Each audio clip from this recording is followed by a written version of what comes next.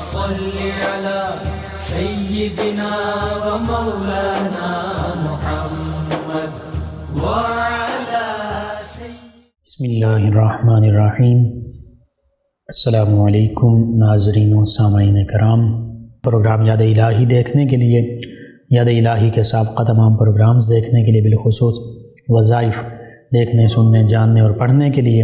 آپ ہمارے YouTube channel یاد الہی یعنی YAADE_EILAHI یوٹیوب چینل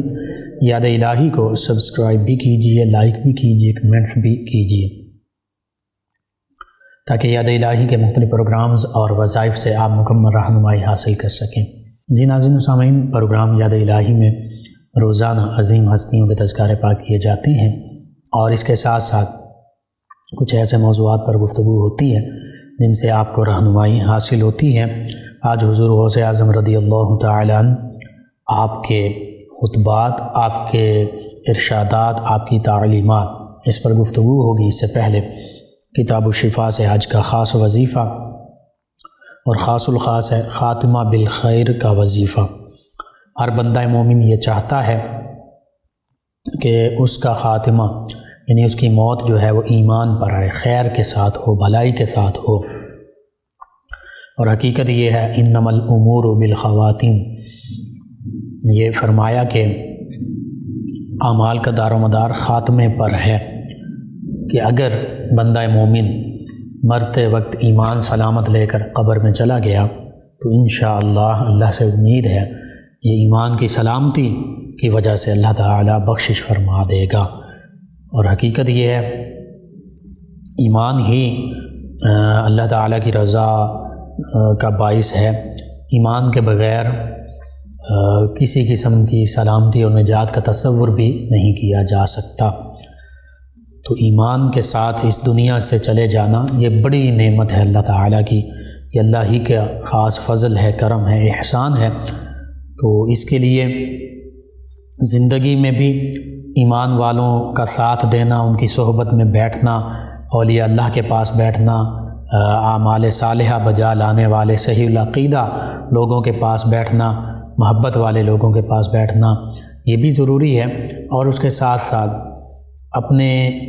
خاتمہ بالخیر کی دعا کرتے رہنا بھی ضروری ہے۔ اسی دعا، اسی وظیفے میں سے ایک وظیفہ یہ بھی ہے، جو شخص یہ چاہتا ہو، جو بندہ مومن یہ چاہتا ہو کہ اس کا خاتمہ بالخیر ہو، تو اللہ تعالیٰ کے اسم مبارک یا آخرو اس کو 1000 مرتبہ پڑھے، انشاءاللہ اس کا خاتمہ بالخیر ہوگا۔ یعنی یہ 1000 مرتبہ تو بالخصوص کبھی بھی پڑھ سکتا ہے، ڈیلی پڑھتا رہے پھر بھی ٹھیک ہے، آخری دنوں میں جب بیمار ہے اس وقت پڑھتا رہے پھر بھی ٹھیک ہے، لیکن اس کے علاوہ بھی یہ اسم مبارک اللہ تعالیٰ کا عام طور پر روزانہ کثرت سے پڑھتا رہے، انشاءاللہ آخر جو ہے یعنی خاتمہ جو ہے بندہ مومن کا وہ خیر کے ساتھ ہوگا، بھلائی کے ساتھ ہوگا، ایمان کے ساتھ ہوگا، ایمان سلامت لے کر اس دنیا سے رخصت ہوگا۔ یا آخرو اس کو کثرت سے پڑھیں، انشاءاللہ خاتمہ بالخیر ہوگا۔ یہ آج کا وظیفہ ہے، ہر بندہ مومن کے لیے ضروری ہے۔ آپ بھی اپنے اوراد و وظائف میں شامل کیجئے، اپنے معمول کا حصہ بنائیے، پڑھیے کثرت کے ساتھ، اپنے اعزاء، اقربا، رشتہ دار، دوست، احباب، پڑوسی، محلے دار، امت مسلمہ تک پہنچائیے۔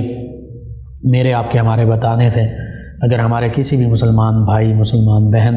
کسی مسلمان فرد کا فائدہ ہوتا ہے، انشاءاللہ یہ ہمارے لیے دین و دنیا آخرت میں بھلائی، فائدے، نجات اور شفا کا باعث ہوگا۔ اللہ سبحانہ و تعالی ہمیں آسانیاں عطا فرمائے، ہمیں آسانیاں بانٹنے والا بنائے، مشکلات سے ہماری حفاظت فرمائے، آمین۔ حضور غوث اعظم رضی اللہ تعالیٰ عنہ آپ کی تعلیمات،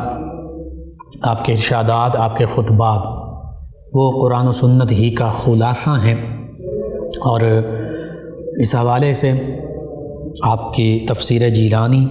جو آپ سے منسوب ہے وہ پڑھی جا سکتی ہے۔ سر الاسرار یہ آپ کی کتاب ہے، رازوں کے راز، رازوں کا بھی راز،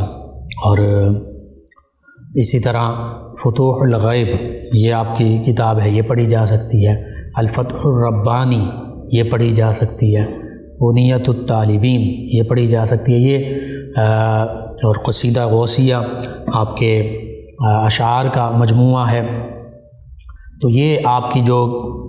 چند کتابیں ہیں، بالخصوص فتوح الغیب اور سر الاسرار، ان میں آپ کے ارشادات خاص طور پر موجود ہیں، تو انہیں پڑھیں تو پتہ چلتا ہے کہ آپ کی تعلیمات کیا ہیں، آپ کے ارشادات کیا ہیں، آپ کے ملفوظات کیا ہیں۔ اور اس حوالے سے نبی کریم صلی اللہ علیہ وآلہ وسلم، صحابہ کرام، سیدنا علی المرتضیٰ، ان ہستیوں کا خاص آپ پر فیضان بھی ہے۔ اور پھر آپ کے جو وعظ ہوا کرتے تھے، آپ کے جو خطبات ہوتے تھے، اس میں اکثر اولیاء کاملین، صالحین، علماء کرام، مشائخ اعظام شامل ہوتے، بعض اوقات غیر مسلم بھی ہوتے۔ وہ غیر مسلم آپ کے خطبات سن کر، آپ کے ارشادات، ملفوظات سن کر مسلمان ہو جایا کرتے، اور جو مسلمان تھے، عالم تھے، وہ مزید ان کے علم میں اضافہ ہوتا۔ جو اولیاء تھے، ان کے روحانی اور باطنی علوم اور مقام و مرتبہ میں مزید اضافہ ہوتا۔ بعض کا انبیاء کرام علیہ السلام کی ارواح طیبات آپ کی مجلس میں تشریف لاتی، آپ کو یہ اعزاز حاصل ہوتا۔ بعض کا سیدنا خضر علیہ السلام بھی موجود ہوتے آپ کی مجلس میں، رجال الغیب موجود ہوتے۔ یہ اللہ سبحانہ و تعالیٰ کا آپ پر خاص فضل و کرم تھا۔ تو اس حوالے سے جو اسلامی تعلیمات ہیں، ان کے حوالے سے آپ نے مکمل رہنمائی کی، اور غنیۃ الطالبین میں بھی اس کا ذکر ملتا ہے، اور دیگر کتب میں بھی موجود ہے۔ اسی کا خلاصہ پہلے عرض کر دیتا ہوں، تبرک کے طور پر، برکت کے لیے اور اپنی زندگی کو سنوارنے کے لیے، چونکہ جو بھی ہستی ہیں، نبی کریم صلی اللہ علیہ وآلہ وسلم، صحابہ کرام، اہل بیت کرام، اولیاء کاملین، صالحین، اور پھر جب ہم حضور غوث اعظم رضی اللہ عنہ کا ذکر کرتے ہیں، ان سے ہم محبت رکھتے ہیں، ہونی بھی چاہیے۔ اللہ کے ساتھ ان ہستیوں کا تعلق ہم سے زیادہ مضبوط ہے، اور اللہ ہی کی طرف یہ ہمیں متوجہ کرتے ہیں۔ تو اس وجہ سے ان کی تعلیمات جو قرآن و سنت کا خلاصہ ہیں، ان کو سمجھنا چاہیے۔ ان کی محبت کا یہ تقاضا ہے کہ صرف ظاہری محبت نہ ہو، صرف لفظی محبت نہ ہو، محبت کے دعوے نہ ہوں، بلکہ اسی محبت کا یہ تقاضا ہے کہ ہم ان کی تعلیمات کو پڑھیں، سمجھیں، ان پر عمل پیرا ہونے کی کوشش کریں، تاکہ ہم ان کی پیروی کرنے والے بن جائیں، ان کے نقش قدم پر چلنے والے بن جائیں۔ اور ان کے نقش قدم وہی ہیں جو قرآن و سنت کی پیروی کرنے والے ہیں۔ اتباع مصطفیٰ صلی اللہ علیہ وآلہ وسلم کے حوالے سے آپ فرماتے ہیں کہ ہمیشہ رسول کریم صلی اللہ علیہ وآلہ وسلم کے مبارک نقش قدم پر چلو، کیونکہ قرآن مجید فرقان حمید میں ارشاد مبارکہ ہے، اللہ فرماتا ہے قل ان کنتم تحبون اللہ فاتبعونی یحببکم اللہ، کہ اے حبیب صلی اللہ علیہ وآلہ وسلم، آپ اپنے غلاموں سے، صحابہ کرام سے، تمام امت سے فرما دیجئے، اور ان لوگوں سے بھی جو چاہتے ہیں کہ وہ اللہ سے محبت کرنا چاہتے ہیں، تو آپ فرما دیجئے کہ اگر تم اللہ سے محبت کرنا چاہتے ہو تو میری پیروی کرو، یعنی نبی کریم صلی اللہ علیہ وآلہ وسلم کی پیروی یہ اللہ کی محبت کے لیے ضروری ہے۔ فرمایا جب میری پیروی کرے گا یحببکم اللہ، تو اللہ خود تم سے محبت فرمائے گا، اور وَيَغْفِرْ لَكُمْ ذُنُوبَكُمْ، تمہارے گناہ بھی بخش دے گا، واللہ غفور الرحیم، کیونکہ اللہ ہی تو گناہ بخشنے والا ہے، رحم فرمانے والا ہے۔ اسی طرح فرماتے ہیں کہ دوسری جگہ اللہ نے فرمایا ما آتاکم الرسول فخذوہ وما نہاکم عنہ فانتہوا۔ پہلی آیت مبارکہ جو آپ نے کوڈ کی وہ سورہ آل عمران کی آیت مبارکہ، تیسرے پارے میں، تیسرے رکوع میں، اور دوسری جو آیت مبارکہ آپ نے بیان کی وہ سورۃ الحشر میں ہے۔ اس کا ترجمہ یوں ہے کہ اللہ رب العزت فرماتا ہے کہ رسول مکرم صلی اللہ علیہ وآلہ وسلم جو چیز تمہیں دے دیں، جس چیز کا حکم دے دیں، یا جو چیز تمہیں عطا فرما دیں وہ لے لو، وہ حکم بھی لے لو، یعنی اس پر عمل پیرا ہونے والے بن جاؤ، اور جس سے وہ منع فرما دیں اس سے رک جاؤ، جس کام سے منع فرما دیں اس کام سے رک جاؤ، جس چیز سے منع فرما دیں، اس چیز سے رک جاؤ۔ تو یوں نبی کریم صلی اللہ علیہ وآلہ وسلم آپ شارع بھی ہیں، شارح بھی ہیں، شریعت متعین فرمانے والے بھی ہیں اور شریعت کی تشریح فرمانے والے بھی ہیں، اور آپ کی اتباع، آپ کی پیروی یہ اللہ ہی کی پیروی ہے، یہ اللہ کی، آپ کی اطاعت اللہ کی اطاعت ہے، اور آپ کی اطاعت اللہ کی محبت کا ذریعہ ہے، گناہوں کی بخشش کا ذریعہ ہے۔ تو آج بھی ضرورت اسی امر کی ہے کہ حضور غوث اعظم رضی اللہ عنہ جو ارشاد فرما رہے ہیں، جو حقیقت میں اللہ کا ارشاد ہے اس کی پیروی کی جائے، یعنی اللہ کے حبیب صلی اللہ علیہ وآلہ وسلم کی اتباع کی جائے ہر معاملے میں، تو دنیا بھی سنور جائے گی، آخرت بھی سنور جائے گی، گناہوں کی بخشش بھی حاصل ہو جائے گی، اللہ کی محبت بھی ہمیں حاصل ہو جائے گی۔ نماز کے بارے میں فرماتے ہیں کہ نماز پنجگانہ پابندی سے ادا کرو، اور اپنی ہر نماز اس طرح خشوع اور خضوع سے ادا کرو گویا تو یہ تمہاری زندگی کی آخری نماز ہے۔ حقیقت ہے 5 وقت کی نماز ہم پر فرض ہے، اور خشوع و خضوع کے ساتھ پڑھی جائے، اور خشوع و خضوع اس وقت حاصل ہوتا ہے جب اللہ کا ڈر، تقوی، خشیت دل میں ہو، اور موت ہمیں یاد ہو، اور جب اس طریقے سے نماز پڑھیں گے کہ یہ ہماری آخری نماز ہے تو پھر انشاءاللہ اس نماز میں خشوع و خضوع ہمیں حاصل ہوگا۔ روزے کے بارے میں فرماتے ہیں کہ روزہ دار کو چاہیے کہ اپنے روزے کو مکروہات سے بچائے رکھے۔ بڑی خوبصورت بات ہے یہ۔ روزے تو ہم رکھتے ہیں لیکن بعض اوقات ہم اس میں ناپسندیدہ افعال کر رہے ہوتے ہیں۔ روزہ رکھ کر غیبت، چغلی، بدنگاہی، بعض اوقات فلم، ڈرامہ اور اسی طرح کچھ ایسے پروگرامز جو بالکل روزے کی روح کے منافی ہیں وہ دیکھ رہے ہوتے ہیں، اور بھی عمل کر رہے ہوتے ہیں، بعض ایسے کام کر رہے ہوتے ہیں جو روزے کے منافی ہوتے ہیں، جو مکروہ ہیں، ناپسندیدہ ہیں، جن سے روزے کا اجر و ثواب اور روزے کی اصل روح جو ہے ختم ہو جاتی ہے۔ تو آپ فرما رہے ہیں کہ ان مکروہات سے بچنا چاہیے۔ روزہ صرف کھانے پینے اور خواہش نفس سے بچنے کا نام نہیں، یعنی میاں بیوی کا جو عمل ہے صرف اس سے بچنے کا نام نہیں، بلکہ اس کے ساتھ ساتھ جو روزے کو نقصان پہنچانے والی چیزیں ہیں، غیبت، فحاشی اور دیگر معاملات، ان سے بھی بچنا چاہیے۔ اسی طرح زہد و تقویٰ کسے کہتے ہیں؟ آپ نے فرمایا زہد و تقویٰ کے حوالے سے کہ انسان کو چاہیے کہ تمام ان کاموں اور ان چیزوں سے بچے جن سے شریعت مصطفی صلی اللہ علیہ وآلہ وسلم نے منع فرمایا ہے، اور یہ ما آتاکم الرسول فخذوہ وما نہاکم عنہ فانتہوا ہی کی تشریح ہے کہ زہد و تقویٰ حقیقت میں یہ ہے کہ بندہ مومن ان تمام کاموں سے اور ان تمام چیزوں سے بچ جائے، حرام چیزوں سے بچ جائے، حرام کاموں سے بچ جائے جن سے نبی کریم صلی اللہ علیہ وآلہ وسلم کی شریعت میں منع کیا گیا۔ اور فرماتے ہیں زہد اور کامل تقویٰ کے لیے 10 شرائط ہیں۔ آج ہم ایمان کا دعویٰ کرتے ہیں، اللہ تعالی ہمیں کامل ایمان عطا فرمائے، تو کامل ایمان کے لیے اور پھر ان لوگوں کے لیے جو زہد و تقویٰ کے دعویٰ دار ہیں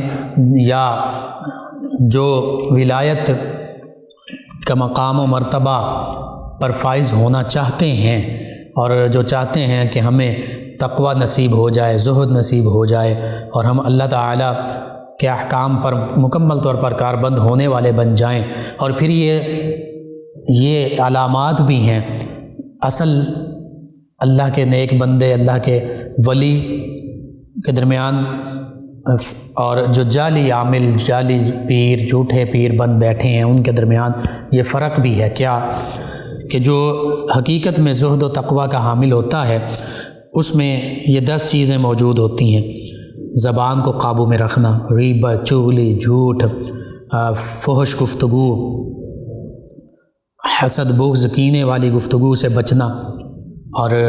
غیر شرعی گفتگو سے بچنا، قرآن و سنت اور اسلام کی تعلیمات کے مطابق گفتگو کرنا، یہ سب سے پہلی بات، زبان کو قابو میں رکھنا۔ اگر کوئی یہ 10 چیزیں کم از کم کسی میں موجود ہیں اور پھر اس کے ساتھ ساتھ وہ حقوق اللہ اور حقوق العباد بھی پورے کر رہا ہے، اخلاص کے ساتھ، دکھاوے کے لیے، ریاکاری کے طور پر نہیں، تو بالکل وہ اللہ کا نیک بندہ ہے۔ پہلی بات زبان کو قابو میں رکھنا، دوسری بات غیبت سے بچنا، یہ بھی اسی میں شامل ہے۔ تیسرا کسی کو حقیر نہ سمجھنا اور مذاق نہ اڑانا۔ بعض اوقات عام طور پہ لوگ، دنیا دار لوگ تو کرتے ہیں، دولت والے، جاہ و منصب والے، لیکن بعض اوقات بظاہر اپنے آپ کو دیندار کہلانے والے عالم اور پیر، وہ بھی دوسرے لوگوں کو حقیر سمجھ رہے ہوتے ہیں۔ ان میں تکبر آ جاتا ہے، کسی میں علم کا تکبر ہوتا ہے، کسی میں عبادت کا تکبر ہوتا ہے، کہ کوئی سمجھتا ہے کہ میں بہت زاہد ہوں، متقی ہوں، تو وہ زہد اور تقوی کا تکبر ہوتا ہے، نیکی کا تکبر بھی ہوتا ہے۔ تو اگر تو کوئی ایسے متکبر ہے تو پھر وہ اللہ کا نیک بندہ نہیں ہے، وہ صرف ریاکاری کر رہا ہے، وہ ظاہری دکھاوا کر رہا ہے۔ اور اگر دوسرا ساتھ کہہ دیا کہ استہزاء نہ کرنے والا ہو، لوگوں سے مذاق نہ کرنے والا ہو، کسی کا مذاق اڑانے والا نہ ہو۔ اسی طرح محارم پر نظر نہ ڈالنا، یہ بھی بڑا اہم معاملہ ہے۔ چاہے بندہ مومن ہے یا اللہ کی مومنہ بندی ہے، ایمان والی خاتون ہے یا مرد ہیں، تو غیر محرم جو ہیں ان پر نظر نہ ڈالیں، غیر محارم پر نظر نہ ڈالنا، یعنی اپنی نگاہوں کو نیچا رکھنا، جو قرآن اور حدیث میں جس کا حکم ہے، یہ مردوں کے لیے بھی ضروری ہے، عورتوں کے لیے بھی ضروری ہے۔ اسی طرح راستی اور راست بازی اختیار کرنا، ہمیشہ سیدھا راستے پر چلنا، الدین القیم، دین ہی سیدھا راستہ ہے، اور ہمیشہ سچ بولنا، سچی بات کرنا، حق اور سچ پر چلنا بھی، اور حق اور سچ پر ڈٹ بھی جانا، اور حق اور سچ کی تعلیم بھی دینا، کسی مصلحت کو بالائے طاق نہیں رکھنا، کسی مصلحت کو آڑے نہیں آنے دینا، یعنی کسی دنیاوی مفاد کے لیے یا کسی اپنے معاملے کے لیے کسی ڈر خوف کی وجہ سے حق کی بات سے پیچھے ہٹ جانا، یہ پھر زہد اور تقوی میں نہیں آتا۔ بلکہ جو اولیاء اللہ ہوتے ہیں، اللہ کے ولی، وہ کوئی مصلحت سامنے نہیں آنے دیتے، وہ دنیاوی تعلق، ظاہری تعلق اس کو نہیں نبھاتے، بلکہ وہ دیکھتے ہیں کہ یہ بات اگر حق ہے، قرآن و سنت اور اسلام کی تعلیمات کے مطابق ہے، اللہ اور اللہ کے حبیب صلی اللہ علیہ وآلہ وسلم کے احکام کے مطابق ہے، تو چاہے سامنے کوئی بھی ہو، حکمران وقت بھی ہو، تو وہ حق پر ڈٹ جاتے ہیں، وہ حق سے پیچھے نہیں ہٹتے، سچ اور حق کا ساتھ دیتے ہیں، سچ اور حق پر قائم ہو جاتے ہیں۔ نبی کریم صلی اللہ علیہ وآلہ وسلم، صحابہ کرام، اہل بیت کرام، سیدنا امام حسین رضی اللہ عنہ، پھر آگے چلیے تو تابعین، تبع تابعین نظام، امام ابو حنیفہ حق پر ڈٹ گئے، حکمران وقت نے قید کر دیا، زہر دلوائی، شہید ہو گئے۔ امام احمد بن حنبل قرآن کے غیر مخلوق ہونے کے حوالے سے آپ اس بات پر ڈٹ گئے، آپ کو بھی حکمران نے یوں ہی شہید کروا دیا، آپ پر کوڑے برسائے گئے۔ کتنی مثالیں اولیاء اللہ کی، علماء کی، کہ وہ حق کی خاطر انہوں نے تمام تکالیف برداشت کی۔ حجاج بن یوسف، اس کے سامنے کتنے صحابہ کرام بھی، تابعین اعظام بھی، علماء بھی، فقہاء بھی، اولیاء بھی حق بات کہتے تھے، وہ ان کو شہید کروا دیتا تھا، قتل کروا دیتا تھا۔ تو یوں حکمران وقت کے سامنے، ظالم جابر کے سامنے کلمہ حق کہنا، حدیث مبارکہ میں فرمایا گیا، سب سے بڑا جہاد ہے، اور یہ اولیاء اللہ کی شان ہے، یہ زہد و تقوی کا نمایاں امتیاز ہے۔ اگر آپ دیکھیں کہ بظاہر اپنے آپ کو دیندار کہلانے والے علماء، صوفیاء، اولیاء ہونے کا دعویٰ بھی کریں، اور پھر وہ حق کا ساتھ نہ دیں بلکہ ناحق کا ساتھ دیں، تو پھر اس کا مطلب یہ ہے کہ وہ عالم بھی نہیں ہیں اور وہ اللہ کے ولی بھی نہیں ہے، وہ صرف ظاہری لیبل ہے، ظاہری ڈھونگ ہے۔ اسی طرح فرماتے ہیں انعامات اور اکرامات ربانیہ کا شکر گزار رہنا، تاکہ نفس میں تکبر اور غرور پیدا نہ ہو۔ اللہ تعالیٰ کی نعمتیں جو ہیں، اللہ تعالیٰ کی انعامات جو حاصل ہوں، ان پر اللہ کا شکر ادا کیا جائے۔ لئن شکرتم لازیدنکم ولئن کفرتم ان عذابی لشدید۔ اللہ فرماتا ہے کہ تم میرا شکر ادا کرو گے، میں تمہیں مزید نوازوں گا، اور اگر میری نعمتوں کا انکار کرو گے، کفران نعمت کرو گے، تو پھر فرمایا کہ بے شک میرا عذاب بہت شدید ہے۔ اور شکر ادا کرنا اس لیے کہ نفس میں تکبر پیدا نہ ہو، غرور پیدا نہ ہو، کہ اللہ تیری ہی عطا سے یہ ساری نعمتیں مجھے حاصل ہیں، ساری برکتیں حاصل ہیں، اور اگر اولیاء اللہ ہیں تو کرامات بھی اللہ کی عطا سے حاصل ہیں، وہ مقام و مرتبہ بھی اللہ کی عطا سے حاصل ہے، اور اولیاء اللہ میں عاجزی ہوتی ہے، حد درجہ عاجزی ہوتی ہے، وہ اللہ کی بارگاہ میں عاجزی انکساری کا اظہار کرتے ہیں۔ اور حدیث مبارکہ میں بھی ہے کہ جو اللہ کے سامنے، اللہ کی بارگاہ میں اللہ کے لیے عاجزی اور انکساری اختیار کرتا ہے، جو جتنا جھکتا ہے اللہ تعالیٰ اسے مزید مقام و مرتبہ عطا فرما دیتا ہے، اسے مزید بلند سے بلند کر دیتا ہے۔ اور پھر فرمایا نفسانی خواہشات پر قابو رکھنا اور راہ خدا میں مال صرف کرنا۔ جو نفسانی خواہشات ہیں، نفس چاہتا ہے کہ میری خواہشات پوری ہو جائیں مال و دولت کے حوالے سے، جاہ و منصب کے حوالے سے، اسی طرح پھر وہ نفسانی خواہشات بعض اوقات حلال اور حرام کی تمیز بھی مٹا دیتی ہیں، تو ان پر قابو رکھنا یہ زہد اور تقویٰ کے لیے ضروری ہے۔ اور پھر اللہ کے راستے میں مال خرچ کرنا، اس کو گن گن کر رکھتے جمع نہیں کرتے جانا، بلکہ اس کو اللہ کے راستے میں خرچ کر دینا۔ وَيْلٌ لِكُلِّ هُمَازَةٍ لُمَازَةٍ الَّذِي جَمَعَ مَالًا وَعَدَّدَهُ، جو مال اکٹھا کرتے رہتے ہیں اور اسے جمع کرتے رہتے ہیں اور اللہ کے راستے میں خرچ نہیں کرتے، اللہ فرما رہا ہے ان کے لیے ویل ہے، ان کے لیے افسوس اور ان کے لیے عذاب ہے۔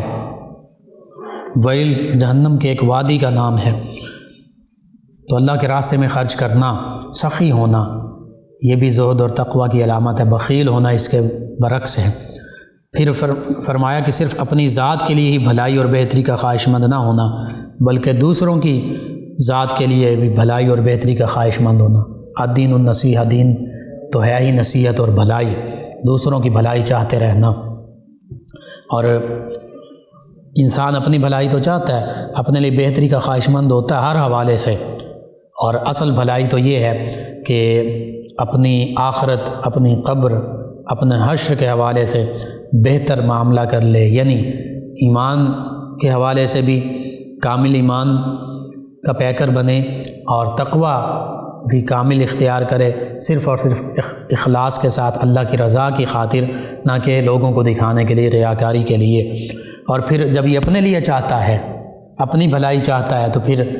تمام انسانوں کی، دوسرے مسلمانوں کی، اپنے مسلمان بھائیوں کی بھی بھلائی چاہے، یعنی انہیں بھی بھلائی کی نصیحت کرتا رہے، ان کے لیے دعا بھی کرتا رہے، ہر طریقے سے جس طرح اگر اس کے پاس ہمت ہے، توفیق ہے، تو ظاہری طور پر ان کے بھلائی کے کام کرتا رہے، ان پر خرچ کرتا رہے، تو سب کچھ اس میں آ جاتا ہے۔ پھر فرمایا فرض نمازیں باجماعت ادا کرنا۔ باجماعت مردوں کے لیے بالخصوص یہ ہے کہ وہ باجماعت فرض جو ہے وہ نماز ادا کریں۔ پھر سنت نبوی اور اجماع امت پر قائم رہنا، یہ بھی بڑی خوبصورت بات ہے۔ نبی کریم صلی اللہ علیہ وآلہ وسلم کے اسوہ حسن، آپ کے طریقہ، مبارک طریقہ پر چلنا، اور جو چیزیں نبی کریم صلی اللہ علیہ وآلہ وسلم نے کی، کوشش کی جائے انہیں کو اختیار کیا جائے، جن سے روک دیا ان سے بچا جائے، اور جو سنت نبوی صلی اللہ علیہ وآلہ وسلم کے مخالف چیزیں ہیں ان سے رک جایا جائے، اور اجماع امت پر قائم رہنا، یہ بڑی اہم بات ہے۔ اسلام کے جو احکام ہیں اور زندگی گزارنے کا جو طریقہ ہے ہمارا، سب سے پہلے قرآن سے رہنمائی حاصل کی جاتی ہے، پھر سنت سے، نبی کریم صلی اللہ علیہ وآلہ وسلم کی احادیث مبارکہ، آپ کے مبارک طریقے سے، یہ دوسری دلیل شرعی ہے۔ تیسرا جو ہے وہ اجماع امت، یعنی صحابہ کرام علیہ رضوان، تابعین نظام علیہ رضوان، ہر دور کے مسلمان علماء کا، عام مسلمان نہیں، جاہل لوگوں کا نہیں ذکر ہو رہا، ہر دور کے مسلمان علماء کی کثرت، مسلمان علماء کا، علم والوں کا جس بات پر اتفاق ہو جائے، یعنی وہ چیز، وہ معاملہ، وہ مسئلہ جس میں قرآن اور سنت کے حوالے سے یا اجماع صحابہ کے حوالے سے مکمل رہنمائی موجود نہیں ہے، کوئی نیا مسئلہ پیش آ گیا، جیسے ہوائی جہاز میں نماز کیسے ادا کی جائے،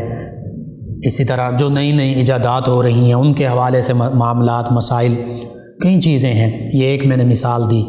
تو اب اس میں امت کے جو علماء، جس دور میں وہ مسئلہ پیش آیا اور پہلے اس حوالے سے واضح رہنمائی موجود نہیں ہے، اشارتاً قرآن حدیث میں اور اجماع صحابہ وغیرہ میں موجود ہے، تو اسی کو دیکھتے ہوئے، اسی کے مطابق علماء امت کا جس بات پر اجماع ہو جائے گا اسے اجماع امت کہتے ہیں، اس پر عمل کرنا یہ بھی اللہ کا نیک بندہ ہونے کے لیے ضروری ہے۔ بعض اوقات یہ ایسا معاملہ ہے کہ لوگ اجماع امت کا جب انکار کرتے ہیں تو گمراہ ہو جاتے ہیں، اور یہ وہ معاملہ ہے کہ سیدنا سعد بن معاذ رضی اللہ عنہ کو نبی کریم صلی اللہ علیہ وآلہ وسلم نے یمن کی طرف بھیجا تو پوچھا کیسے معاملہ کرو گے، فیصلے کیسے کرو گے، معاملات کیسے نپٹاؤ گے؟ تو انہوں نے عرض کیا کہ یا رسول اللہ صلی اللہ علیہ وسلم پہلے قرآن سے رہنمائی لوں گا، قرآن میں وہ مسئلہ ملا تو قرآن پر عمل کریں گے، قرآن سے لوگوں کی رہنمائی کروں گا۔ فرمایا اگر قرآن میں نہ ملا تو پھر پھر سنت رسول صلی اللہ علیہ وآلہ وسلم سے، یعنی آپ کے فرمان، آپ کے عمل مبارک کو دیکھوں گا۔ فرمایا نبی کریم صلی اللہ علیہ وآلہ وسلم نے اگر اس میں نہ ملا تو پھر میں خود کوشش کروں گا، اجتہاد کروں گا۔ تو یوں اللہ کے پیارے حبیب صلی اللہ علیہ وآلہ وسلم نے اس موقع پر فرمایا، یعنی اس معاملے کو پسند فرمایا کہ اللہ کے رسول کے نمائندے جو ہیں اللہ تعالیٰ نے ان کو بھلائی عطا فرما دی ہے۔ تو یوں بعض چھوٹے چھوٹے مسائل، فروعی مسائل، فقہی مسائل وہ نئے پیش آتے رہتے ہیں حالات زمانہ کے تبدیل ہونے سے، زمانے کے حالات کے تبدیل ہونے سے، تو اس میں جس دور میں وہ نئے مسائل پیش آ رہے ہیں اس دور کے جو اہل علم ہوں گے، ان اہل علم کا جس بات پر اجماع ہوگا، یعنی وہ اکٹھے ہو جائیں گے جمہور علماء، اس کی پیروی کی جائے گی۔ یہ آپ ارشاد فرما رہے ہیں۔ پھر علم اور عمل کے حوالے سے آپ فرماتے ہیں کہ جو شخص علم پر عمل کرتا ہے اللہ تعالیٰ اس کے علم میں وسعت پیدا فرما دیتا ہے، اور اس کی برکت سے علم لدنی جو اسے حاصل نہ تھا وہ بھی سکھلاتا ہے۔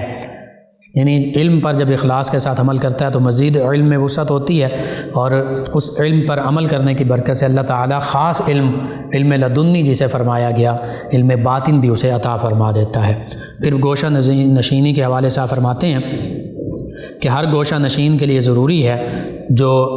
کچھ وقت کے لیے تنہائی میں اختیار کرتا ہے، جیسے نبی کریم صلی اللہ علیہ وآلہ وسلم نے غار حرا میں تنہائی اختیار کی، تو فرمایا کہ ہر گوشہ نشین کے لیے ضروری ہے کہ وہ پہلے علم دین حاصل کرے، اور جو شخص علم دین کے بغیر گوشہ نشینی اختیار کرتا ہے اس کی مثال مرغ بے پر کی ہے، یعنی پر کے بغیر جو مرغ ہے۔ اور فرماتے ہیں کہ علم شریعت کا چراغ اپنے ہاتھ میں لے کر اس راہ میں قدم رکھو، اور فرمایا کہ علم کے بغیر جو گوشہ نشینی اختیار کرتا ہے، یعنی علم باطن، تزکیہ باطن، تصوف، احسان، اس پر عمل پیرا ہونے کی کوشش کرتا ہے، وہ ایسے ہے جیسے بغیر پروں کے کوئی مرغ ہو جو پرواز نہیں کر سکتا، اڑ نہیں سکتا۔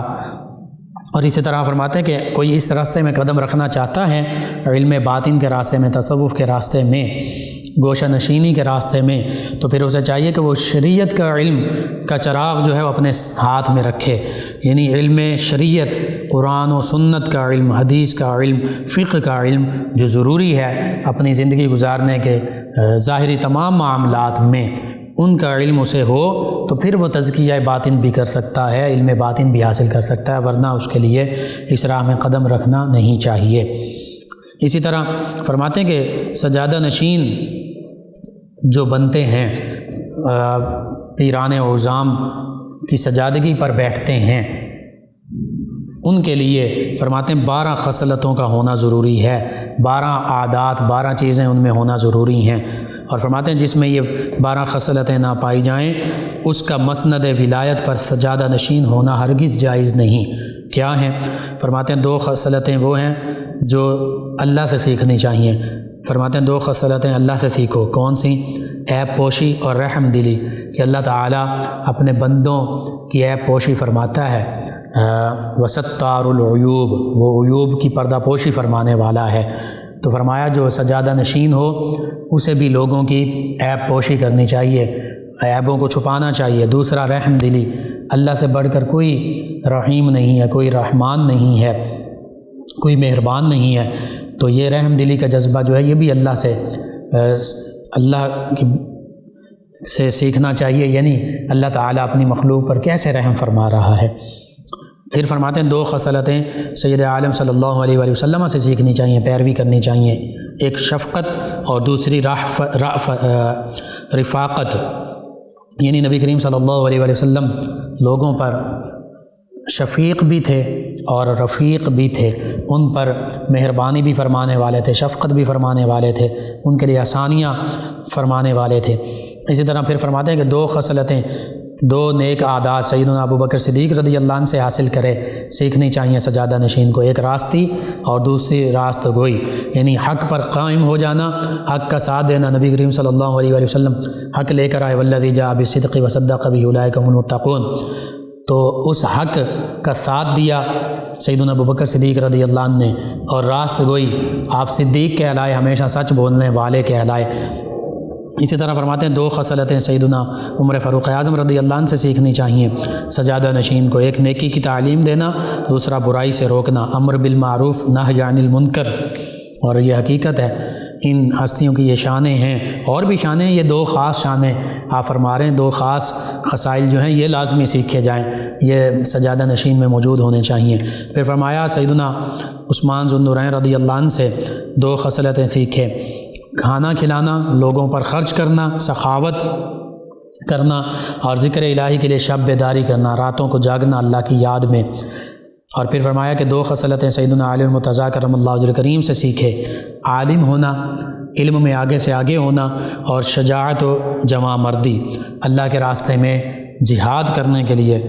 نڈر ہونا، بے خوف ہونا، شجاع ہونا، بہادر ہونا۔ تو فرما رہے ہیں کہ یہ 12 خصلتیں اگر سجادہ نشین میں موجود ہیں تو اسے مسند ولایت پر بیٹھنا چاہیے، ورنہ اسے مسند ولایت پر بیٹھنا، سجادہ نشین بننا ہرگز جائز نہیں ہے۔ تو آج کے سجادگان کو اس پر غور کرنا چاہیے، کیا وہ عالم ہیں، کیا وہ شجاعت اور بہادری کا پیکر ہیں، کیا وہ راتوں کو اٹھ کر ذکر الہی کرتے ہیں،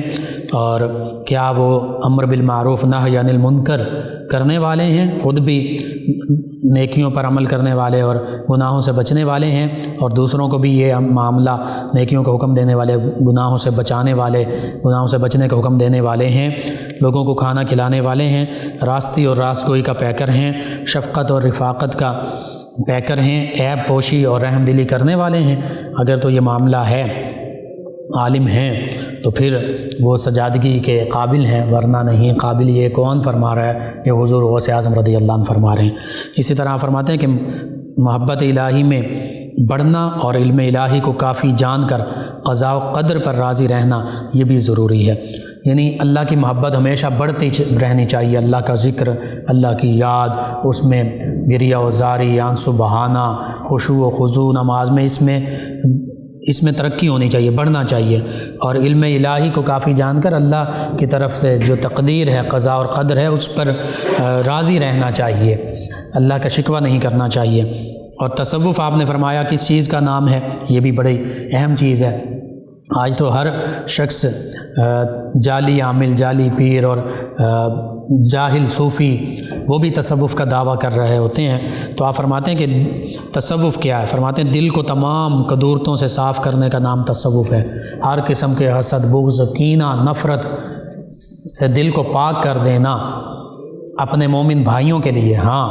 وہاں پر بغض ضروری ہے، جو حدیث مبارکہ میں ہے کہ جس نے اللہ کے لیے محبت کی، اللہ کے لیے بغض رکھا، اللہ کے لیے عطا کیا، اللہ کے لیے لوگوں پر خرچ کیا، اللہ کے لیے ہاتھ روک لیا، فرمایا فقد استکمل الایمان، اس نے ایمان کی تکمیل پا لی۔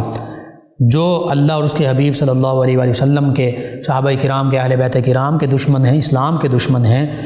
ان سے تو ہم بغض رکھیں گے، لیکن جو اللہ کے بھی دوست ہیں، اللہ سے محبت کرنے والے، اللہ کے نبی صلی اللہ علیہ وآلہ وسلم سے محبت کرنے والے، صحابہ کرام سے، اہل بیت کرام سے، اولیاء کاملین سے، علماء حق سے محبت رکھنے والے، ہم ان سے بھی محبت کریں گے۔ تو اب لیکن ان کے سوا جو ان سے بغض رکھنے والے ہیں، نفرت کرنے والے، جو اسلام کے دشمن ہیں، اللہ کے رسول کے دشمن ہیں، صحابہ کرام کے دشمن ہیں، اہل بیت کرام کے دشمن ہیں، اولیاء حق کے دشمن ہیں، علماء حق کے دشمن ہیں، ایمان والوں کے دشمن ہیں، ہم ان سے بغض رکھیں گے۔ لیکن اس کے سوا اگر ان ہستیوں سے، ایمان والوں سے، ان ہستیوں سے دل میں قدورت ہے، تو آپ فرما رہے ہیں ان قدورتوں کو صاف کرنے کا نام تصوف ہے۔ ان کی بعض کا تو یہ نفرتیں اللہ، اس کے حبیب، صحابہ کرام اور اہل بیت کرام کے حوالے سے، حتیٰ کہ اللہ کے ولی کے حوالے سے بھی نفرت، یہ اللہ کے غضب کا ذریعہ بن سکتی ہے۔ تو بہرحال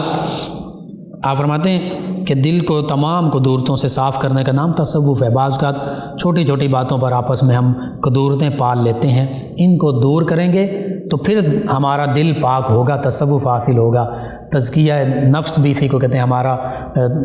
دل، ہماری روح، ہمارا ذہن یہ پاک صاف ہو جائیں گے۔ اور فرماتے ہیں کہ اس کی بنا ان 8 خصلتوں پر ہے۔ فرماتے ہیں تصوف اگر حاصل کرنا چاہتے ہو، دل کی قدورتیں ان کو صاف کرنا چاہتے ہو، تو پھر 8 خصلتیں تمہیں حاصل کرنا ہوں گی۔ وہ 8 خصلتیں کون سی ہیں؟ وہ اس کی بنیاد ہیں تصوف کی۔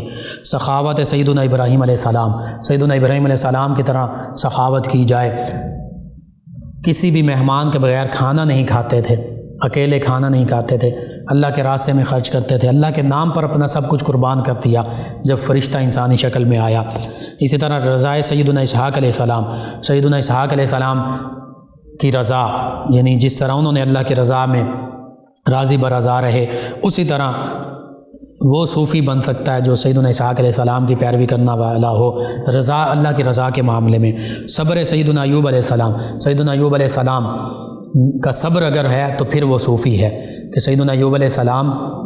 کا مال و دولت چھن گیا، اولاد اللہ تعالیٰ نے لے لی، بہت خوشحال تھے، ساری نعمتیں حاصل تھیں،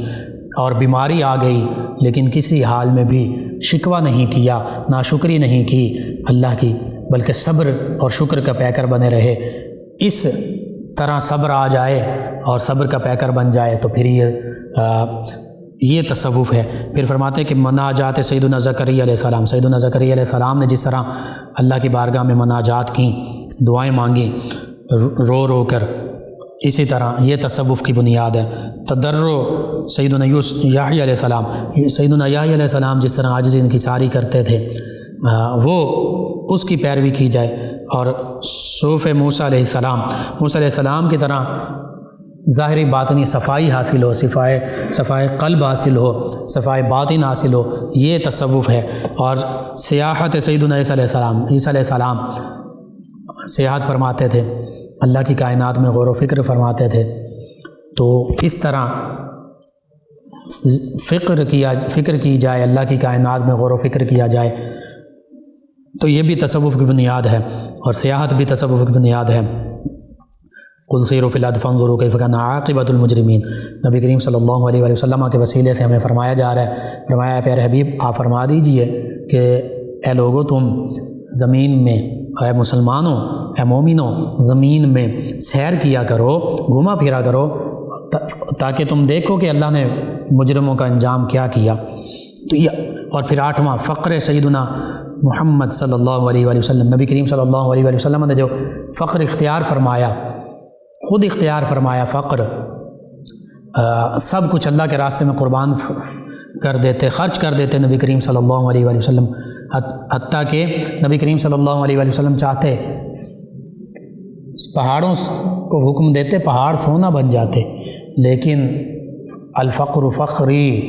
فقر کو اپنا فخر فرمایا، فقر کو اختیار فرمایا، اور ایسا فقر کہ بعض کا گھر میں کئی دن تک چولہا نہیں جلتا تھا، اور فاقہ کی بھی نوبت ہوتی تھی، باقی صرف پانی اور کھجور پر گزارا ہوتا تھا۔ تو یہ تصوف ہے حقیقت میں، جو ان کو اپنا لے وہ اللہ کا متقی پرہیزگار بندہ بھی بن جاتا ہے، وہ صوفی بھی بن جاتا ہے، درویش بھی بن جاتا ہے، اللہ کا نیک بندہ، اللہ کا ولی بھی بن جاتا ہے، مقرب بندہ بھی بن جاتا ہے۔ اگر تو آج ہمارے اندر یہ چیزیں موجود ہیں تو پھر تو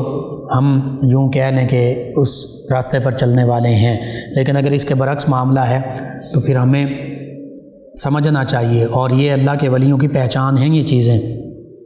اسی طرح دنیا کے حوالے سے آپ فرماتے ہیں کہ جو شے انسان کو اللہ کی یاد سے غافل کر دے، دور کر دے، نماز سے، تلاوت سے، ذکر الہی سے، شریعت اسلامیہ کی پابندی سے، فرماتے ہیں وہ دنیا ہے، اور فرماتے ہیں انسان کو چاہیے کہ وہ دنیا کو دل سے نکال کر ہاتھ میں رکھے، تو پھر دنیا اس کو دھوکہ نہیں دے سکے گی۔ یعنی دنیا بندے کے ہاتھ میں ہو، قابو میں، کنٹرول میں ہو، اس کے دل میں نہ ہو کہ وہ دنیا کے ان معاملات کی وجہ سے اللہ کی یاد اور ان چیزوں کو چھوڑ دے، شریعت اسلامیہ سے منہ موڑ دے۔ وہ دنیا یعنی نیک جائز حلال طریقے سے تجارت کرنا، روپیہ پیسہ کمانا، اور اللہ کے راستے میں اس کو خرچ کرنا، اپنے اہل و عیال پر خرچ کرنا، بیوی بچوں پر خرچ کرنا، یہ دنیا مذموم نہیں ہے، یہ ضروری ہے حلال رزق کمانا، وہ دنیا اور اس کے ہوتے ہوئے اگر نماز کی پابندی ہو رہی ہے، شریعت اسلامیہ کی پابندی ہو رہی ہے، اور ذکر، تلاوت، اللہ کی یاد، موت کی یاد، اس سے غافل نہیں، اور نیک جائز حلال ذرائع سے دنیا کے معاملات پورے ہو رہے ہیں، تجارت، روپیہ پیسہ آ رہا ہے اور اللہ کے راستے میں خرچ ہو رہا ہے، پھر یہ مذموم نہیں ہے دنیا۔ لیکن اگر دنیا کے معاملات میں یوں ڈوب گیا کہ اب دین کی، اللہ کے حبیب صلی اللہ علیہ وآلہ وسلم کی، اسلام کی تعلیمات کی، نماز، روزہ، حج، زکوٰۃ، حقوق اللہ، حقوق العباد کی فکر ہی نہیں، تو پھر یہ دنیا مذموم ہے۔ تو دنیا کو اپنے کنٹرول میں رکھو، ہاتھ میں رکھو، سے مراد یہ کہ جتنی دنیا کی ضرورت ہے وہ حاصل کرو حلال جائز ذرائع سے، اور وہ اس دنیا میں نہ پڑ جاؤ کہ جس سے پھر تم اپنی جو حقیقی اسلام کی تعلیمات ہیں انہیں بھلا بیٹھو۔ اسی طرح فرماتے ہیں کہ سچائی اور راست بازی اختیار کرو، اگر یہ دونوں صفتیں نہ ہوتیں تو کسی شخص کو بھی تقرب الہی حاصل نہیں ہو سکتا تھا۔ بالکل حقیقت ہے، قرآن سچ ہے، نبی کریم صلی اللہ علیہ وآلہ وسلم کا فرمان سچ ہے، اسلام سچ ہے، ان سب کو اختیار کرنا ہے، اور دیگر تعلیمات اسلام کی تو یہ نہیں اختیار کرتے تو پھر اس کا مطلب یہ ہے اللہ کا قرب بھی نہیں پا سکتے۔ صبر کے حوالے سے فرمایا مصیبت اور پریشانی پر استقلال اور استقامت کا دامن نہ چھوڑنا، اور کسی حالت میں بھی شریعت مطہرہ کو نظر انداز نہ کرنا، بلکہ ہر مصیبت کا خندہ پیشانی سے استقبال کرنا، اور کتاب اللہ اور سنت رسول صلی اللہ علیہ وآلہ وسلم کو پیش نظر رکھتے ہوئے مصیبت کو رحمت الہی سمجھنا، یہی صبر ہے۔ پھر فرماتے ہیں کہ ایک مشت داڑھی رکھنے کے حوالے سے فرماتے ہیں کہ سیدنا ابو ہریرہ رضی اللہ عنہ فرمایا کرتے تھے، ان کے حوالے سے یہ ملتا ہے، کان یقبض علی لحیتہ فما فضل عن لحیتہ جزہ، کہ سیدنا ابو ہریرہ رضی اللہ عنہ اپنی داڑھی کو مٹھی سے پکڑتے تھے اور مٹھی سے زائد بالوں کو کاٹ دیتے تھے، اور سیدنا عبداللہ بن عمر رضی اللہ عنہ بھی اور سیدنا عمر فاروق اعظم رضی اللہ عنہ بھی فرمایا کرتے تھے کہ خذوا ما تحت القبضۃ، یعنی مشت سے زائد جو داڑھی ہے اس کے بال کاٹ دو۔ ایک مٹھی تک داڑھی رکھنا یہ سنت ہے، یہ بعض علماء نے واجب اس کو لکھا ہے، اور سنت بھی تاکیدی ہے کم از کم اگر اس کو کہا جائے، ورنہ واجب بھی لکھا ہے، ضروری ہے۔ اور مٹھی سے زائد جو ہے یہ صحابہ کرام علیہم رضوان کا عمل تھا کہ مٹھی سے زائد جو ہے اسے وہ کاٹ دیا کرتے تھے، اور مٹھی سے کم رکھنا یہ بھی سنت کے خلاف ہے۔ اسی طرح دیگر حوالے سے آپ کی تعلیمات کا اگر ہم ذکر کریں، فتوح الغیب 80 مقالے موجود ہیں، آپ کے 80 کلام موجود ہیں فتوح الغیب میں، تو وہ کلام اگر ہم اپنے سامنے رکھیں تو یہ وقت چونکہ ختم ہو چکا کم ہے، وقت کی قلت کے باعث حضور غوث اعظم رضی اللہ عنہ کی تعلیمات میں سے چند ایک باتیں صرف گوش گزار کی جا سکی ہیں بس اللہ سبحانہ و تعالی سے، اور یہ آپ کی تعلیمات کا خلاصہ ہیں۔ اگر ان ہی پر ہم خلوص نیت کے ساتھ عمل پیرا ہو جائیں تو حقیقت یہ ہے کہ ہم کامل ایمان والے بن سکتے ہیں۔ اللہ سبحانہ و تعالی سے دعا اللہ تعالی ہمیں حضور غوث اعظم رضی اللہ عنہ کی تعلیمات پر عمل پیرا ہونے والا بنائے، اور آپ کے تصدق سے اللہ تعالی عالم اسلام کو سربلندیاں عطا فرمائے، آمین۔ اللہم صلی علی سیدنا و مولانا محمد وعلی سیدنا۔ آپ سماعت فرما رہے ہیں پروگرام یاد الہی۔ ناظرین سامعین، اس دوران ہمیں جوائن کیا ہے ہمارے ایک لسنر ہیں محمد اعظم صاحب غازی آباد فیصل آباد سے، اور انہوں نے ایک ہمارے معاشرے کا جو المیہ چل پڑا ہے، المیہ ہے، اس کے حوالے سے ذکر کیا کہ ان کا ایک ہی بیٹا ہے، اس کی شادی کی تو شادی کے بعد کچھ ایسے معاملات ہوئے ہیں کہ بیٹا پہلے ہمارے حقوق بھی ادا کرتا تھا، پڑھا لکھا بھی ہے، لیکن اب وہ ہمیں کچھ بھی نہیں سمجھتا، حقوق بھی ادا نہیں کرتا، تو اس حوالے سے کہتے ہیں کہ دعا بھی فرما دیں، کوئی وظیفہ بھی بتا دیں۔ جی اگر تو بیٹا آپ کے پاس رہتا ہے تو یا ودودو، سبھی گھر والے، آپ بھی، آپ کی وائف بھی، کم از کم آپ لازمی پڑھیں کثرت سے یا ودودو، اور جمعرات کے دن یا ودود یا رعوف یا رحیم 1001 مرتبہ پڑھیں۔ یا ودود یا رعوف یا رحیم والآخر 11 مرتبہ درود پاک پڑھ لیں۔ کھانے پینے کی چیزوں پر دم کریں، سبھی گھر والے کھائیں، بتانے کی کسی کو ضرورت نہیں ہے، سبھی گھر والے کھائیں، آپس میں محبت الفت قائم ہوگی۔ دوسرا سورہ یاسین صبح اور شام پڑھ کر کھانے پینے کی چیزوں پر دم کر کے اسے پلاتے رہیں، کھلاتے رہیں، اور اس کے لیے دعا بھی کر دیں۔ میں بھی دعا کرتا ہوں اللہ تعالیٰ اسے اللہ کے حبیب صلی اللہ علیہ وآلہ وسلم کا اور آپ کا تابع فرمان بنائے۔ تو اس حوالے سے یہ آپ محبت کے ساتھ، نرم دلی کے ساتھ اس کو سمجھائیے، اور اس کے سمجھانے کا انداز اصلاحی یوں بھی ہو سکتا ہے۔ آپ اسے کہہ سکتے ہیں کہ بیٹا آپ اگر آج ہمارے ساتھ یہ سلوک کر رہے ہو تو کل تم پر بھی یہ وقت آ سکتا ہے، بڑھاپا ہو، تمہاری اولاد ہو، تمہارا بیٹا ہو، اللہ نہ کرے وہ بھی تمہارے ساتھ ایسا معاملہ کرے، کیونکہ ٹٹ فار ٹیٹ، جیسا کرو گے ویسا بھرو گے۔ یہ تو هل جزاء الاحسان الا الاحسان، احسان کا بدلہ احسان ہوتا ہے، نیکی کا بدلہ نیکی، اور پھر اگر اسی کو دیکھا جائے تو پھر برائی کا بدلہ، اگر کسی کے ساتھ نیکی کریں گے تو اللہ کی طرف سے آپ کو بھلائی مل جائے گی، یا اسی کی طرف سے مل جائے گی۔ اس کا وہ عام طور پہ نہیں، یہ رکھنا ہی نہیں چاہیے۔ اولاد کا معاملہ تو اور ہے، اولاد کا مقصد ہی یہی ہے وبالوالدین احسانا، کہ اپنے والدین کے ساتھ احسان کریں، یعنی نیکی اور اچھا سلوک کریں، حسن سلوک سے پیش آئیں۔ تو بس محبت کے ساتھ سمجھائیں، اسے پیار کے ساتھ سمجھائیں، اللہ کی بارگاہ میں رو کر گڑ گڑا کر دعا بھی مانگیں، انشاءاللہ اللہ تعالیٰ بہتری فرما دے گا۔ محمد شیر صاحب ہیں سرگودا سے، کہتے ہیں مفتی لقمان صاحب آپ کو اور پوری ٹیم کو سلام، تمام سننے والوں کو سلام۔ جی وعلیکم السلام۔ کہتے ہیں پروگرام بڑے شوق سے سنتے ہیں، اللہ پاک آپ لوگوں کو حج اور عمرہ کی سعادت نصیب فرمائے اور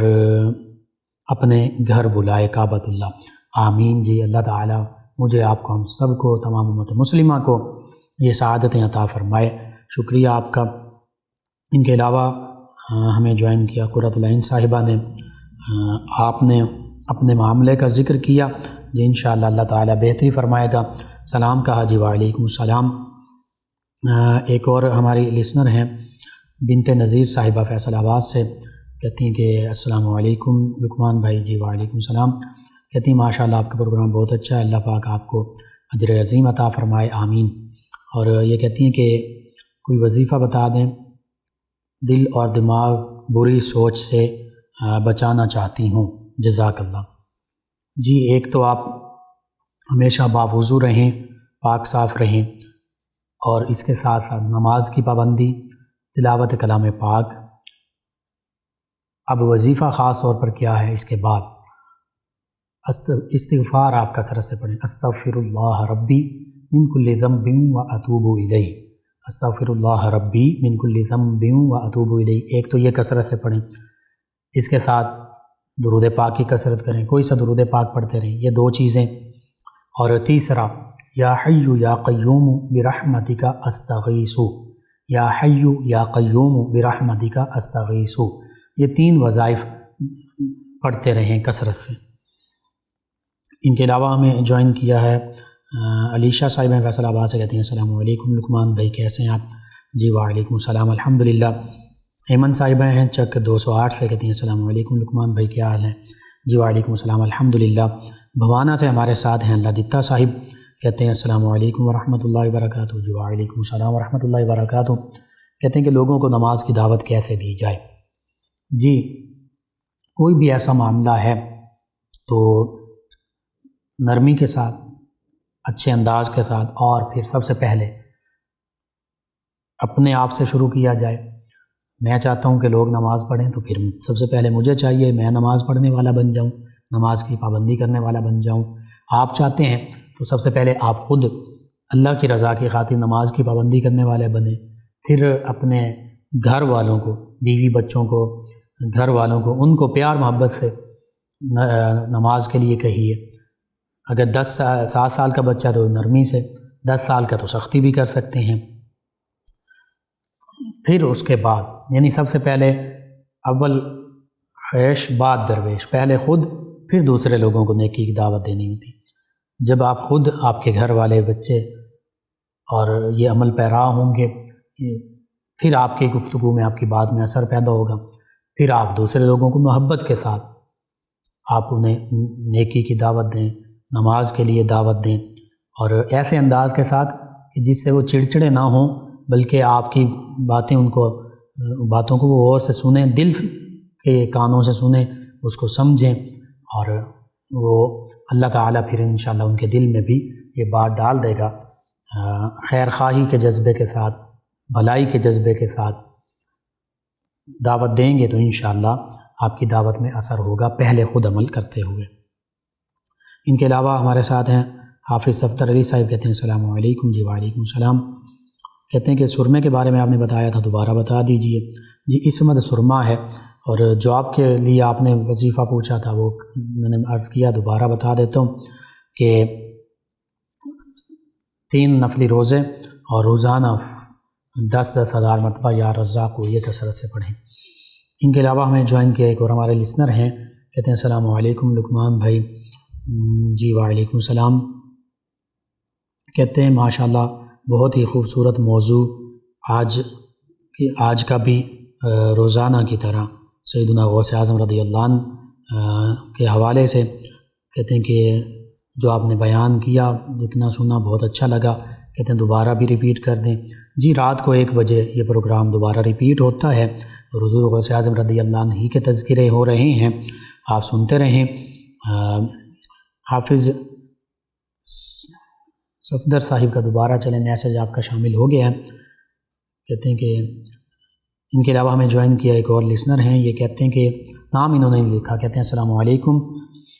مزاج کیسے ہیں؟ جی وعلیکم السلام الحمدللہ۔ کہتے ہیں حیدر کا معنی بتا دیں۔ حیدر کا معنی ہے شیر۔ سیدنا علی المرتضیٰ کرم اللہ وجہ الکریم آپ کا نام بھی ہے، لقب بھی ہے، اور مرحب کے مقابلے میں آپ نے یہی فرمایا تھا کہ میری ماں نے میرا نام حیدر یعنی شیر رکھا ہے۔ ساجدہ صاحبہ ہیں، انہوں نے کہا کہ اللہ تعالیٰ آپ کو دین و دنیا کی بھلائیاں عطا فرمائے، آمین۔ اور کہتے ہیں کہ نعت پڑھنے کا شوق ہے لیکن گلا ساتھ نہیں دیتا، آواز بھدی ہو جاتی ہے، رک جاتی ہے، کھانسی شروع ہو جاتی ہے، تو سہیلیوں میں شرمندگی ہوتی ہے، کوئی نسخہ بتا دیں۔ جی میں عرض کرتا ہوں، خواتین کے حوالے سے یہ معاملہ ہے کہ وہ آہستہ آواز میں نعت پڑھیں، اور خواتین نہیں پڑھیں، اور پھر ضروری نہیں کہ بہت بلند آواز سے پڑھنی ہے، آپ محبت کے ساتھ دھیمی آہستہ آواز میں پڑھیں، وہ زیادہ بہتر ہے۔ اس حوالے سے نسخہ یہی ہے، طبی حوالے سے شہد استعمال کیا جا سکتا ہے، دیگر جو دیسی دوائیں ہیں وہ بھی گلے کے لیے استعمال کی جا سکتی ہیں۔ پرہیز سب سے بہتر ہے، ٹھنڈا پانی، چاول اور اس طرح کی ٹھنڈی چیزیں یا زیادہ مرچ مسالے والی چکنائی والی چیزیں وہ بھی گلے کو نقصان پہنچاتی ہیں۔ اور اس کے ساتھ ساتھ یا سلام آپ پڑھتی رہیں۔ دوسرا آپ نے کچھ ذاتی نوعیت کے حوالے سے پوچھا ہے کویشچن، تو آپ یہ علیحدہ سے کال کر کے پوچھ سکتی ہیں۔ ان کے علاوہ ہمیں جوائن کیا ایک اور لسنر ہے، نام انہوں نے نہیں لکھا، اور انہوں نے کہا کہ ان کی شادی ہو گئی ہے، اور شادی کے بعد زوجہ کے ساتھ معاملات اچھے نہیں ہیں، کچھ معاملات میں گڑبڑ ہے، تو اس حوالے سے یا ودودو آپ کثرت سے پڑھتے رہیں، اور جمعرات کے دن 1001 مرتبہ یا ودودو یا رؤوف یا رحیم پڑھ کر کھانے پینے کی چیزوں پر دم کریں۔ اور اگر زیادہ معاملہ گڑبڑ ہے تو آپ کے اور بیوی کے دونوں طرف کے جو بزرگ ہیں ان سے یہ بات کی جا سکتی ہے، وہ اس کا حل نکال سکتے ہیں۔ ایک اور لسنر انہوں نے کہا السلام علیکم سر۔ جی وعلیکم السلام۔ کہتے ہیں میرا قد بہت چھوٹا ہے، اور اس کے علاوہ بھی کچھ انہوں نے چیزوں کا کہا، ڈیوٹی کے حوالے سے انہوں نے کہا ہے جی، اور گھر کہتے ہیں کہ کافی سال ہو گئے میں گھر نہیں گیا، واللہ عالم اب آپ کہاں سے ہیں، آپ نے نام بھی نہیں لکھا، اور بیسیکلی کہاں سے ہیں آپ مکمل لکھتے تو میں کچھ عرض کرتا۔ قد کے حوالے سے میڈیکلی جو ریسرچ ہے وہ یہ کہتی ہے کہ 21 سال تک کی عمر تک میڈیسن کے ذریعے قد بڑھ سکتا ہے۔ اس حوالے سے کسی بھی مستند ڈاکٹر سے آپ رجوع کیجئے اور قد کے حوالے سے مشورہ لیجئے۔ دعا اور وظیفے کے طور پر آپ یا سلامو کثرت سے پڑھیں، انشاءاللہ اللہ تعالیٰ بہتری فرمائے گا۔ آپ تمام ویور لسنرز کا شکریہ، آپ ہمیں جوائن کرتے ہیں، پروگرام یاد الہی میں شامل ہوتے ہیں، اپنے فیڈ بیک سے میں آگاہ کرتے ہیں۔ ناظرین سامعین، پروگرام یاد الہی کا وقت ختم ہو جاتا ہے۔ انشاءاللہ کل صبح دوبارہ آپ سے ملاقات ہوگی پروگرام یاد الہی میں۔ اپنے میزبان محمد لقمان رضا اور ہماری ٹیم کو اجازت دیجیے۔ اللہ نگہبان۔ اللهم صل على سيدنا ومولانا محمد